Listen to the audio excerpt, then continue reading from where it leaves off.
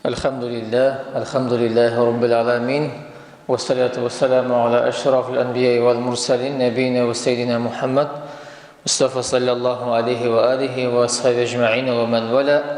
الحمد لله أول والآخر والظاهر والباطن خلق فسوى وقدر فهدى بيده ملكوت كل شيء وهو يجير ولا يجار عليه.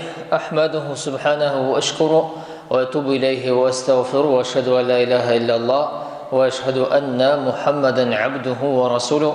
Hürmetli cemaat, kaderli tuğanlar, indi barçağızını da sizni Gerdem eşitine kurga bik şad. Rabbimiz Allah şu mübarek bulgan cumğa saatlerimizni mübarek etsin. Dualarımızı kabul kılıp, hata kimçiliklerini gafı eylep, barçağızını selamlayız. Esselamu aleyküm ve rahmetullahi ve berekatuhu. Rabbimiz Allah izgi Kur'an-ı Kerim'de bizge indi anlatan işik dürüst etip turmuşunu alıp barırga. Yani mine bu dünyada Adem balası en birinci Allah subhanahu ve taala bar ikenligin, bir ikenligin ant etip La ilahe illallah Muhammedur Resulullah sözlerge doğru kalıp Resul-i Ekrem sallallahu aleyhi ve sellem'in sünnetine erip hayırlı amel kıla Allah Teala'ya yalvarıp bereketler, tınışlıklar hem indi tur yolunu sırayı. Rabbimiz Allah hem onun ilçesi Muhammed sallallahu aleyhi ve sellem dinin ehamiyetin, onun maturluğun bizge kürseten. Rabbimiz Allah Kur'an-ı Kerim'de bulaydı. Bismillahirrahmanirrahim. وَمَا أَرْسَلْنَاكَ إِلَّا رَحْمَةً لِلْعَالَمِينَ. Rabbimiz Allah Resul-i Ekrem sallallahu aleyhi ve sellem hakkında bizge anlata.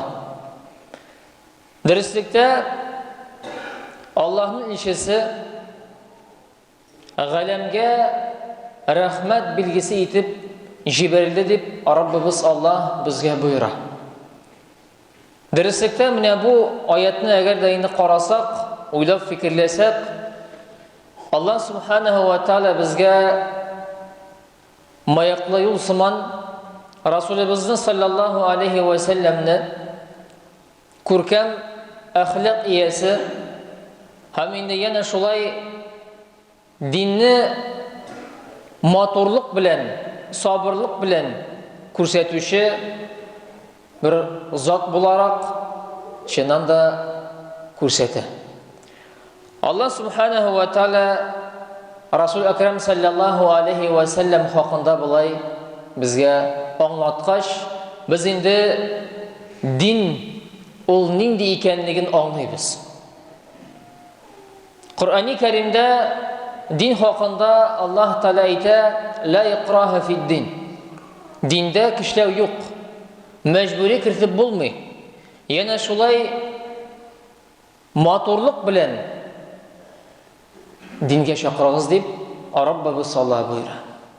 Şunlukta bu turmuşta cemaat namaz okuşu kişi, orazat tutuşu, hacga baruşu kişi özünün tuğanların, dostların dinge şakırığa tedi. Hem koy bu işaklarda biz gün sayın eytemiz tuğan bulsun, dost bulsun, bas namazga, bas namazga, bas namazga. Haman eytkeş, tüge kişi qaralı bu haman men aytayın de. Bugün күзге көрünmemeli deyip eyte. Cemaat dinne şakru olun işinden de hikmet. Hikmet bilen, maturluk bilen şakırığız deyip Rabbimiz Allah eyte. Hem indi koy beşiklarda dini kişi Hazretine yeki abıstayını şakıra da mecliske Hazret abıstay mine bir vaga silegiz bütün kişi 5 minutta namazga bassın hali. Şolay bulup çıkmış ol cemaat. Eden balası özün fikri bilen, akıllı bilen şuşu turu yolga bastırga tiyiş. Eğer de anın sırağı var iken ol kele Hazret abıstay ne şunday sırağı var Яки инде анда минем абыем, апам намаз укый, анардан сыймали дип ул сорый. Ул килә. Ләкин инде монда җәмәгать чыннан да әгәр дә без көн сайын һаман бер әйберен әйтәбез икән, бу әйбердән кайчакта файдасы булмый. Әгәр дә без телибез икән, бер кеше дустыбыз, кардәшебез, туганыбыз намазга бассын, ураза тотсын, изгелек ясасын, без инде хикмәт белән дәшергә һәм инде үзебез мисал күрсәтергә тиешле булабыз. Аның өчен дуа кылырга тиешле булабыз. Иншаллах, ул намазга басачак. Аллаһ әйтә: "Ла югайру". Безнең тормышта булган туры юл, һәм инде адәм баласы үзе, яки инде ниндер мәсьәләне Аллаһ та үзгәртми. Әгәр дә адәм баласы үзе ихтияри зат буларак үзен үзгәртмәсә. Аллаһ та булыша кайчан, әгәр дә адәм баласы үзе фикерләп бу адымны ясый. Шул вакытта Аллаһ Раббыбыз булыша. Һәм Гайша анабыз Расул Акрам саллаллаху алейхи ва саллям хакында була иде ди. Аның хулкы Коръан иде. Бу җәмәгать чыннан да тынычлыкны табыр өчен без аңлыйбыз Коръанны уку, Коръанны өйрәнү, һәм инде Коръанны белү, Коръан белән гамәл кылу, Коръанга муафиq булу, ул инде бәхет дигән сүз. Әгәр дә без беләбез икән харфны, без аятны беләбез икән, өйрәндек икән, укый алабыз икән Коръанны ачып, ул чыннан да бәхет. Күп кеше җәмәгать әгәр дә менә уйлап алсак, күп кеше гомер буе тели. Ләкин булып чыкмый ниндер сәбәпләр белән. Әгәр дә Аллаһ та безгә бирә икән шундый мөмкинчелек, ул чыннан да бәхет. Без инде Коръан-ы Кәримне ачып, сүрәне укып, тынычлыкны табып, дуа кылып, үзебез өчен, арвахлар өчен, яна инде туганнар өчен, гаилә өчен дуа кыла алабыз. Ягъни җәмәгать бу тормышта бит инде Расулыбыз саллаллаху алейхи ва саллям дуа кылган вакытта да ул инде өммәт өчен сораган. Исра ва Миғраж вакыйгасын әгәр дә искә төшерсәк, Аллаһ субханаһу ва тәала: "Эй Аллаһның илчесе, сора нәрсә кирәк сиңа, мин бир сиңа бирәм." Өммәти, өммәти дип дуа кылган Расулыбыз өммәт өчен бер гамәл бир. Инде кире кайтабыз шулай бит намазга. Ягъни бу тормышта без инде намаз укыйбыз. Намаз ул кемгә кирәк? Ул бөтенебезгә кирәк. Шулай бит инде. Дустыбыз өчен, кардәшебез өчен без намаз укый алмыйбыз. Чөнки һәрбер кеше шулай бит инде, мәсәлән, рульда утыра икән, аның өчен бит инде рульда утыра алмый. Ягъни менә бу тормышта бар икән, мәсәлән, аның ачкычы машинадан. Шушы ачкычны ул һәр вакыт шулай бит кешедә йөртергә тырыша. Моны да шулай, әгәр дә бар икән безнең ачкыч, шулай бит инде намазга. Без беләбез, чыннан да ул тахарат, һәм инде намазның ачкычы тахарат булса, җәннәтнең ачкычы ул намаздыр.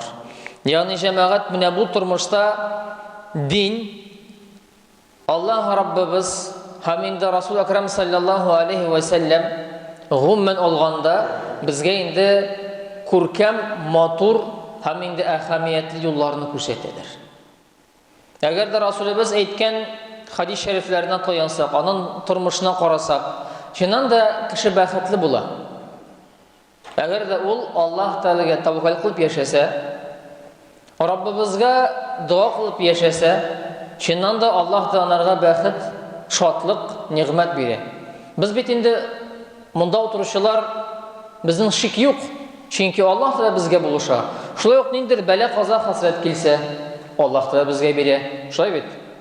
Ниндер бәла, каза килә икән, әгәр дә сахабаларны искә алсак, сахаба икәннәр әйткәннәр: "Эй Аллаһның илчесе, безне Аллаһ оныткандыр." Ни өчен? Безнең тормыш әйбәт. Авырлык Аллаһ та безгә бирми. Ә без киресенчә ниндер авырлык Аллаһ та бирә икән, без әйтәбез: "Хаман тагын имтихан инде. Ни өчен миңа бу тормыш? Ни өчен миңа бу җәза? Ни өчен миңа гына ул?" зарланып яшейбіз. Біздің халқы шундай жамағат. Ол бит инде дин һәм инде адам баласы фикер иеләренә монда зур гыйбрәт бар дип Раббыбыз Аллаһ күп җирләрдә әйтә. Без инде җәмәгать фикерләп үзгәртергә тиешле булабыз үзебезнең тормышны. Хочется сказать, что религия, пророк Мухаммад, мир ему, нам говорят о том, что мы должны радоваться. Радоваться тому, что мы можем читать намаз, то, что мы можем открыть Коран и почитать аяты священного Корана. Можем вспомнить то, что Всевышний говорит: «Вама арсальнака илля рахматан лиль алямин», что Всевышний послал пророка Мухаммада милостью для миров, для всех людей, для всего человечества. И на самом деле это очень важно, что мы помним и чтим нашего пророка Мухаммада, потому что пророк, он нам показал именно тот путь, по которому мы должны идти. Всевышний говорит: «Ля икраха фид-дин», нет в религии принуждения. И на самом деле, когда мы поклоняемся Господу, мы понимаем, что мы делаем это только лишь ради удовольствия Всевышнего и для себя. Никто за другого уже не читает же намаз, правильно? При жизни каждый читает за себя намаз, делает ибадат, поклоняется. Приходит в мечеть каждую пятницу. Но никто же не заставляет: давай, иди в пятницу, давай, туда заходи, давай, намаз читай. Мы сами приходим, потому что мы знаем, что это нам нужно. Мы получаем успокоение души, мы знаем то, что это является фарзом, да, обязанностью верующего человека. И когда мы делаем ибадат, поклонение, мы понимаем, что сама религия, она нам дает очень многое.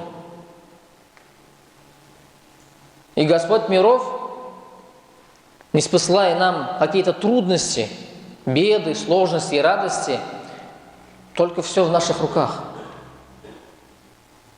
Если мы будем постоянно и всю жизнь плакать и говорить друг другу: вот такая беда настала на меня, опять это же мне, опять трудности, сложности. Но пророк Мухаммад говорил, что сахабы, сподвижники, они говорили: неужели Господь нас забыл? У нас нет трудностей. Когда начинает белая, хорошая полоса, да, идти, то сахабы говорили: неужели Всевышний забыл о нас? Из-за этого, уважаемый джамаат, мы должны помнить, что Всевышний, если нам дает милость свою, и если у нас какие-то беды, трудности, невзгоды, это значит, что мы живые люди, и мы можем что-то исправить. И также Всевышний говорит, что для людей, размышляющих в религии, в Коране, в сунне пророка Мухаммада, есть очень многое для того, чтобы исправить наше нутро, чтобы мы посмотрели с другой стороны на ту или иную ситуацию, чтобы мы смогли воспринимать и принимать именно то, что Всевышний нам дает, по-другому. Ведь для этого нужна мудрость, для этого нужно пройти определенный этап жизненный, для этого нужно, может быть, несколько раз споткнуться. Мы понимаем, что мы все люди, и все мы ошибаемся. Ведь не значит, что человек, который пришел на намаз, почитал пятничный намаз, и он идеален. Мы спотыкаемся, мы приходим в мечеть, торговля, бизнес, работа, семья и так далее. То есть в повседневной жизни нас окружает очень много соблазнных моментов, и мы порой делаем, возможно, неправильные вещи, но мы люди. И пророк Мухаммад говорит: «Куллю бани адам хаттаун», мы все ошибаемся. Но очень важно, чтобы мы смогли не угнетать себя, а понять, разуметь. Мы должны быть лучше, и мы должны исправиться для того, чтобы было комфортно нам. Чтобы болото, которое есть все-таки в повседневной жизни, оно нас не засасывало. Если мы, допустим, раз наступили, два наступили, потом уже не чувствуется. Это очень важно, чтобы, как мы заправляем наши машины, да, как же мы заряжаем свои телефоны, Также и вера в Господа, когда мы приходим и делаем усуль, омовение, когда мы читаем намаз, мы получаем награду, мы получаем то чувство жизненное, да, духовную пищу, которая нам дает возможность дальше двигаться. И очень важно, чтобы мы смогли, пока мы живы, сделать что-то хорошее. И не обязательно всегда делать дават настоятельно. Вставай на намаз, делай уразу, иди туда, иди сюда. Мы, понимаете, мы надоедаем людям. Мы должны это делать наставление, увещевать наилучшим образом, с мудростью. Из-за этого очень важно, если мы просто-напросто поставим себя на место человека, которого мы призываем. Хотелось бы нам, чтобы нас вот так вот призывали или нет? Из-за этого очень важно, чтобы мы смогли изначально своим примером и помнить, что вот Всевышний нам говорит, и пророк Мухаммад, саллаллаху алейхи, да, смогли все это объединить и понять красоту и вкус жизни. И, конечно же, пока мы живы, мы можем что-то исправить. Это самое главное. Вассаляму алейкум ва рахматуллахи ва баракатуху. Сами'уд дуа.